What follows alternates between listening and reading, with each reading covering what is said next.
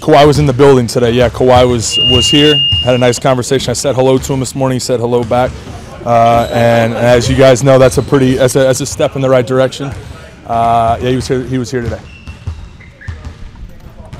What's the mindset for the team right now? Well, yeah, we obviously had a really frustrating last game. I think we see from the regular season and from game one that we can be a lot better against this Warriors team than we were in game two. So it's just a matter of coming out and playing our best in game three. I don't think we're really that worried about what they're doing at this point. Instead, we have to be much better at our execution on both ends, and I think we will be game three. Obviously talked a lot about the do you sense a difference just from around here and the way guys are approaching games? Well, I mean, you know, that I personally, you know, I think that we had a good mindset going into game two. We just didn't take care of business, and you know, it was similar to a couple of those games in the Houston series where if you look at our pregame huddle or you look at our preparation in the locker room, there was really no difference in mood. We just didn't play well, and the other team did play well. So, you know, with that being said, if we had won that game by 30 or lost it by 30, you know, we have to come out with a fresh start for game three and continue to be at our best because we're playing a very good team. And so we just gotta rally the troops a little bit here and get ready.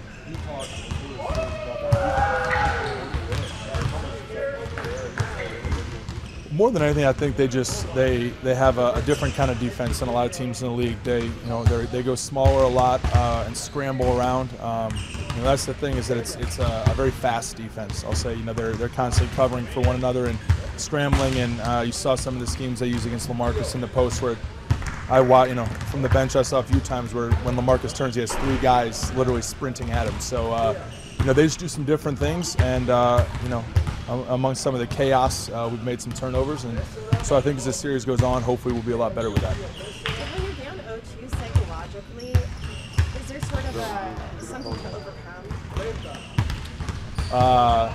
No, I mean, I think Patty said it best. When they took care of their home court, now we come back home and we have to do the same here in San Antonio. We played well at home all year, and we just need to continue that. So, you know, I think there's a bunch of different ways you can look at it, but for me, I'm going to be positive about it and say they took care of their home court, and now it's, you know, time for us to do the same thing. Everybody will assume that it's a sweep coming. When you hear that word sweep, everyone's assuming that. All right, telling you what people think. Yo, that's what's good in the streets right now. All right, cool. A sweep is coming. When you hear that, does that motivate you more? Like, no, we still got ball to play?